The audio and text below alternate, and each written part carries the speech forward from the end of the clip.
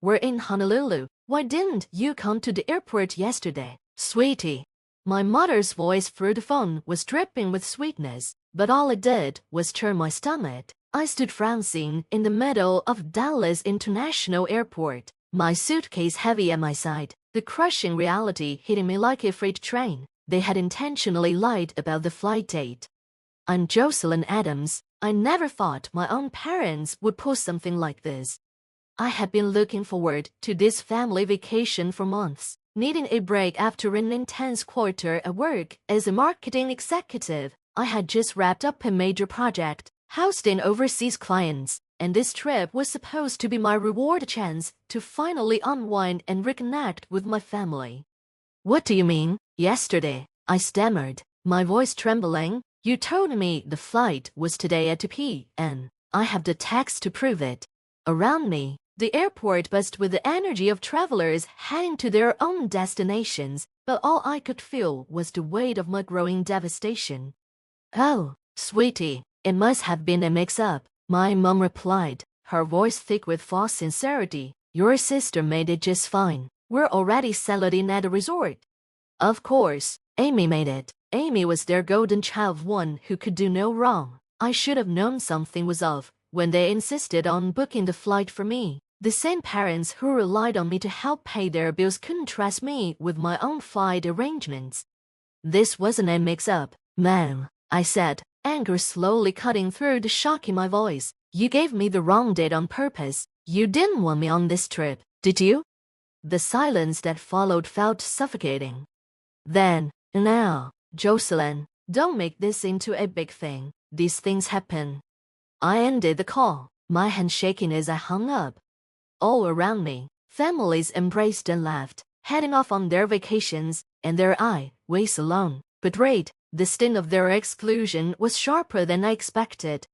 I had been sending them money for 2 years shopping to cover their bills ever since my dad's early retirement. I had paid for everything from groceries to medical bills, and yet, here I was, left out of the one thing I thought might bring us together. I stared at my suitcase, useless and abandoned, the anger building inside me. This wasn't just about missing a vacation. This was about years of manipulation, favoritism, and feeling like a tool to be used when convenient. And standing there in the middle of that bustling airport, I made a decision. Things were about to change. I'd spent my entire life wondering if my parents ever really saw me as their daughter just as a paycheck.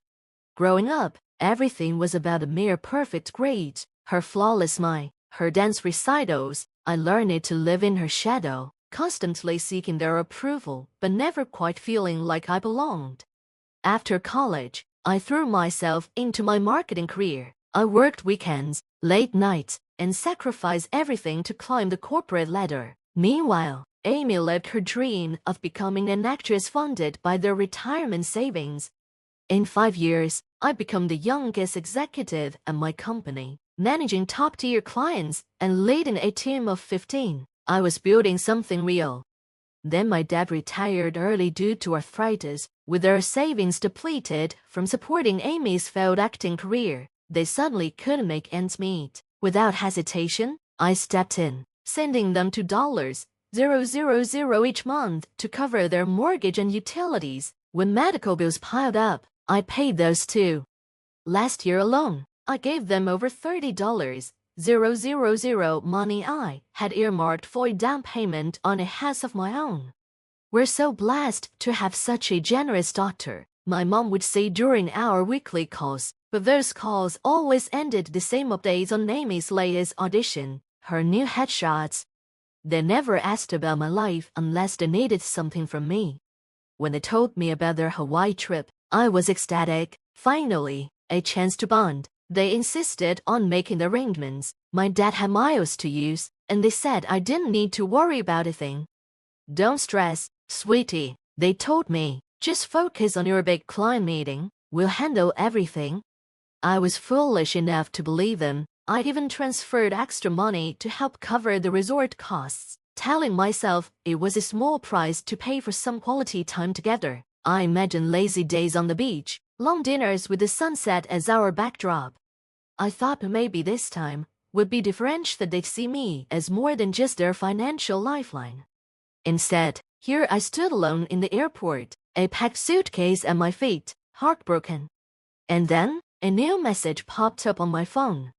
A photo from Amir, my parents, drinks in hand, smiling on the beach. The caption read, "Family vacation starts now. Wish you were here, says." The rage that ignited in me was unlike anything I'd ever felt. Staring at that picture, I couldn't ignore the truth anymore. They had orchestrated this from the start. Every single detail of this trip had been a carefully crafted plan to ensure I'd miss it.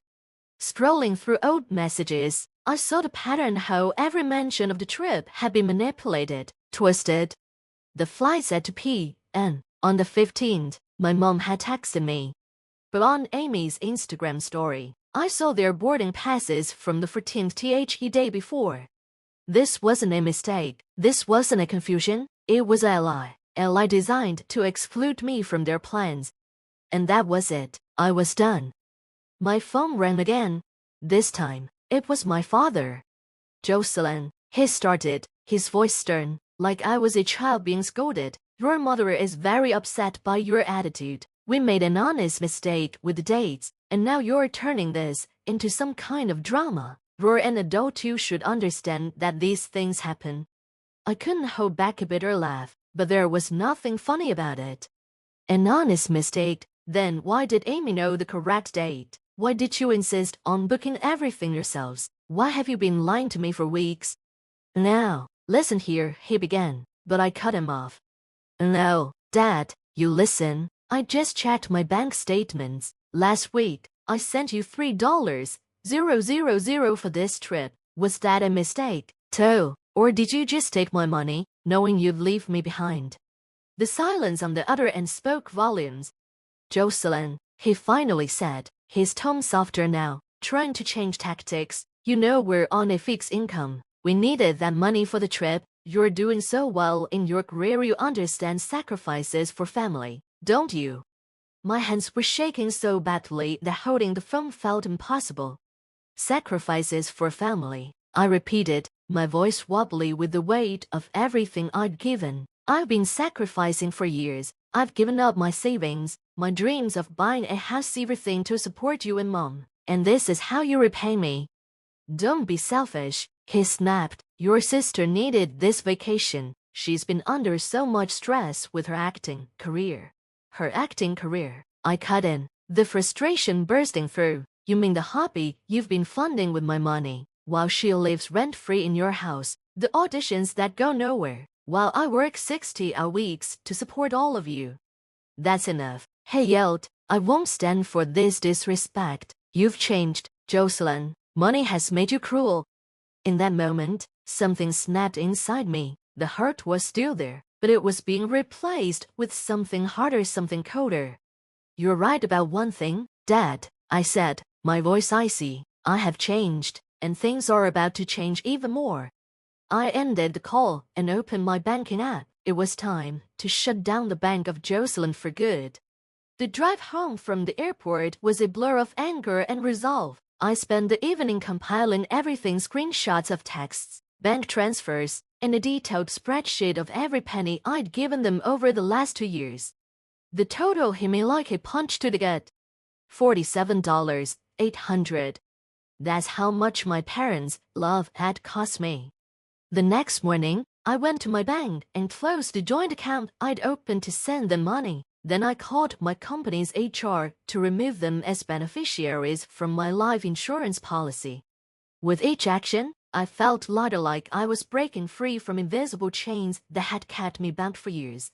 That's when the messages started pouring in. First, the guilt trip from my mother.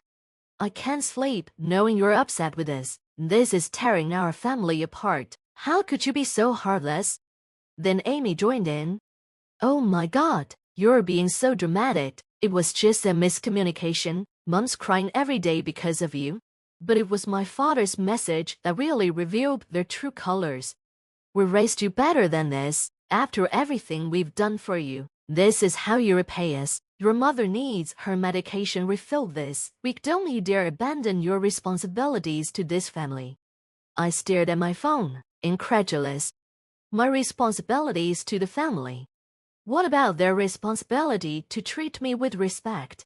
Instead of responding, I drafted an email. Clear, firm, no room for interpretation. Subject, boundaries moving forward. Dear Mom, Dad, and Amy. I'd done a lot of thinking since yesterday. The Hawaii incident wasn't a miscommunication. It was a deliberate attempt to exclude me while still taking my money. This pattern ends now. Effective immediately, I am cutting off all financial support. The money I provided was a choice, not an obligation. You will need to find another way to cover your expenses. Do not contact me again about money. I need time and space to reevaluate our relationship. Thanks, Joselyn. Within minutes, my phone buzzed with calls and texts. My mother left frantic, tearful voicemails about how they'd lose the house. Amy sent angry texts, calling me selfish. My father's messages grew increasingly hostile, warning me of consequences if I didn't come to my senses. I blocked them all. That evening, as I sat alone in my apartment, doubt crept in. Years of conditioning made me feel like I was the one being selfish for setting boundaries. But then I remembered standing in that airport alone, betrayed while they executed their plan using my money. The next day at work, I received an unexpected visitor. My aunt Rosamie's father's sister walked into my office. I heard what happened, she said, sitting down across from me. Your parents asked me to talk some sense into you. I braced myself for the usual guilt trip, but Rose surprised me. What they did was cruel, Joselyn, she said softly. I've watched them take advantage of your kindness for years. It's time someone told you the truth. You deserve better than this. Tears welled up in my eyes as she reached across the desk and squeezed my hand. Finally, someone in my family saw me, really saw me. They'll try everything to pull you back in, Rose warned gently. Stay strong. You're doing the right thing. 2 weeks later, I found something that made the Hawaii incident seem trivial. Rose called me during my lunch break, her voice tight with concern. Joselyn, I need to show you something. Can you come to my house after work? When I arrived, she had a stack of papers spread across her dining room table. Your father came to me last week asking for a loan, she said grimly. He let slip some things that didn't add up, so I did some digging. What she showed me turned my stomach. Bank statements, loan applications, credit card bills. The picture that emerged was horrifying. My parents weren't just using my money to cover basic living expenses. They'd been living far beyond their means, relying on me to maintain their lavish lifestyle. Look at this, Rose pointed to a credit card statement. They opened a new card in your name 3 months ago. Have you checked your credit report lately? My hands trembled as I pulled out my phone and checked my credit report. There it was. A $155,000 credit card I never knew existed. They had used my personal information, my social security number to open it. That's identity theft, Rose whispered. It's a crime. Joselyn, I felt a lump form in my throat. How could they do this? There's more, Rose continued, her voice steady. Remember Amy's acting career. She's not even in California for auditions. She's been living at home this whole time, working part-time at a local coffee shop. The money they said was for her headshots and classes. It's been going to gambling. The room tilted, spinning as the weight of her words hit me. All the pieces that didn't make sense before suddenly clicked into place. Constant requests for more money, the vague answers, the guilt trips whenever I asked questions. It wasn't just emotional manipulation, it was outright fraud. Before I could process it all, my phone buzzed with a text from my mother. Please, sweetie, we need to talk. Your father's having chest pains from all this stress. If anything happens to him, it'll be your fault. I showed the message to Rose, who read it and shook her head. More manipulation, she muttered. They're desperate. Their whole world is falling apart, and without your money, their house of cards is about to crash. My heart pounded in my chest as I tried to make sense of it. What had I been a part of? What had I allowed? What should I do? I asked, my voice barely above a whisper. Rose met my gaze, her expression serious but compassionate. You have two choices. You can press charges for the identity theft, or you can try to handle it privately, but either way, you need to protect yourself. No more playing alone. I thought about everything I'd sacrificed over the years, my savings, my dreams, my peace of mind for them. For what? Their lies, the chest pains, the tears, the guilt trips. It was all part of their game.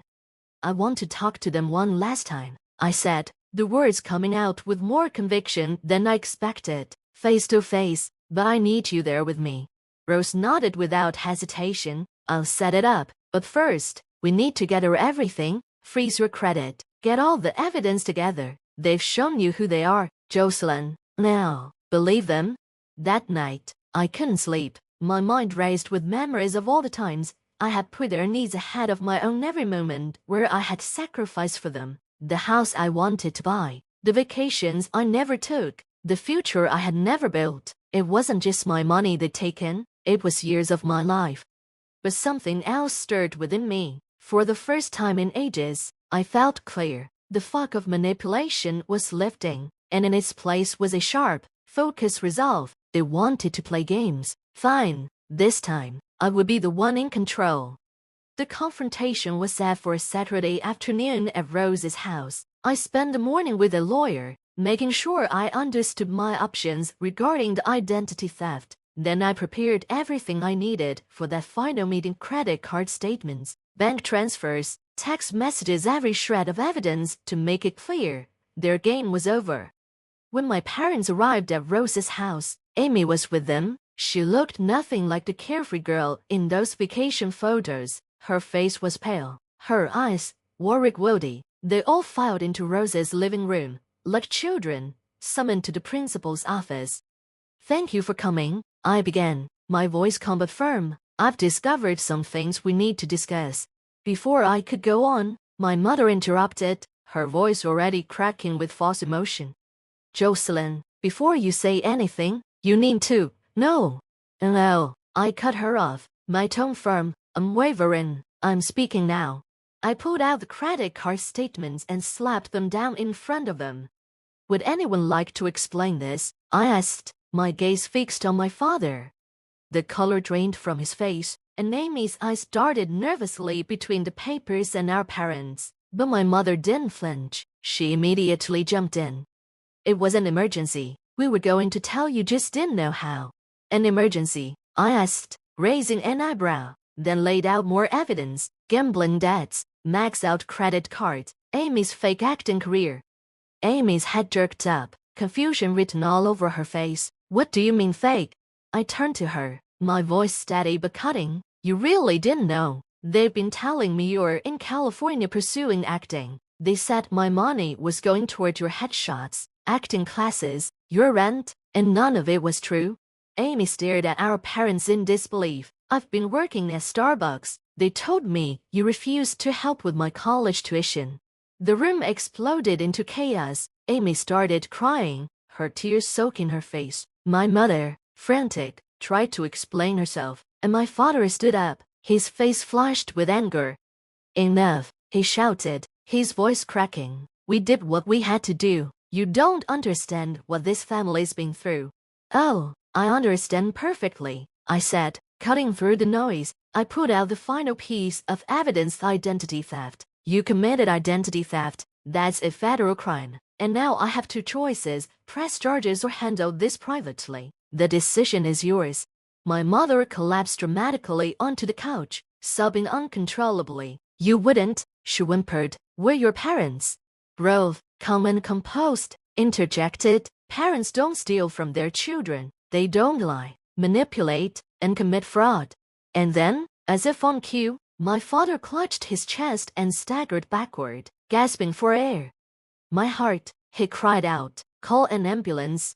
For a brief, horrifying moment, I almost believed him. My instincts, shaped by years of manipulation, almost made me react. But then I saw my mother's face. The moment I said no more, I felt like I was breathing for the first time in years. No more manipulation, I said, standing tall. Here's what's going to happen. You're going to sign a repayment agreement for every penny you stole. You're going to close that fraudulent credit card, and you're going to leave me alone. My father's face twisted in anger, though his heart attack drama was clearly forgotten. And if we refuse, he challenged, voice full of defiance, then I'll press charges, and you can't explain your actions to a judge. The silence that followed felt like a weight pressing down on the room. I could almost hear their thoughts, their final attempt to control me evaporating into nothing. Slowly, my father nodded, as if the fight had been drained from him. My mother, once in tears, was now eerily still, staring at the floor. Amy, who had been a passive bystander in their games, now looked at me differently, like she was seeing me for the first time. When they signed the repayment agreement, I didn't feel any satisfaction. Instead, there was a deep sadness, as if I were mourning the family I thought I had, the family I had tried to protect and support, only to discover they had been using me. Breaking free. The weeks that followed felt surreal. The carefully constructed image of the family I had tried to love and care for was falling apart before my eyes. Without my money, my parents were forced to sell their house and move into a much smaller apartment. They'd lived beyond their means for so long, relying on me to cover their extravagance, and now they had to face the consequences. The repayment agreement meant that most of their income would be spent paying me back, something they had no choice but to do. It wasn't revenge, it was justice. Amy, who had been caught in the middle, moved in with Rose while she figured out her next steps. One evening, she called me. Her voice was small and uncertain. I had no idea what they were doing, she said. All these years, they've been playing us against each other. I'm so sorry, Joselyn. Her apology didn't erase the years of damage, but it meant something. Maybe, just maybe, there was a chance to rebuild. But not with my parents, not yet. The final goodbye. My parents made one final desperate attempt to manipulate me. They showed up unannounced at my office, causing a scene in the lobby. We'll lose everything, my mother wailed, tears streaming down her face. After all we've sacrificed for you. I stood firm, my voice calm but resolute, surrounded by curious colleagues. You lost me, I said. That's the only thing that matters, and it was your choice. Security was called, and they were escorted out. I watched them leave, my emotions utterly distant, no anger, no guilt, just peace. For the first time in my life, I felt free, free from their demands, free from their manipulation, free from the guilt they conditioned me to feel for far too long. A new chapter. That evening, I booked a trip to Hawaii just for me. I smiled at the irony. They had tried to take this trip from me, but in the end, they had given me something far more valuable, freedom. 3 months later, I found myself standing on a beach in Maui, watching the sunset as vibrant oranges and pinks painted the sky. This wasn't the family vacation I had once imagined, but it was exactly what I needed. The ocean breeze carried away the last of my doubts.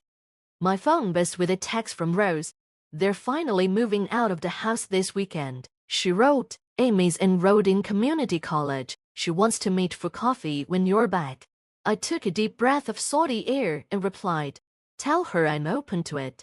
The repayment plan was working. Every month, like clockwork, my parents sent a check not because they were sorry, but because they had no choice. The fraud charges I had held in reserve would come to light if they missed a payment.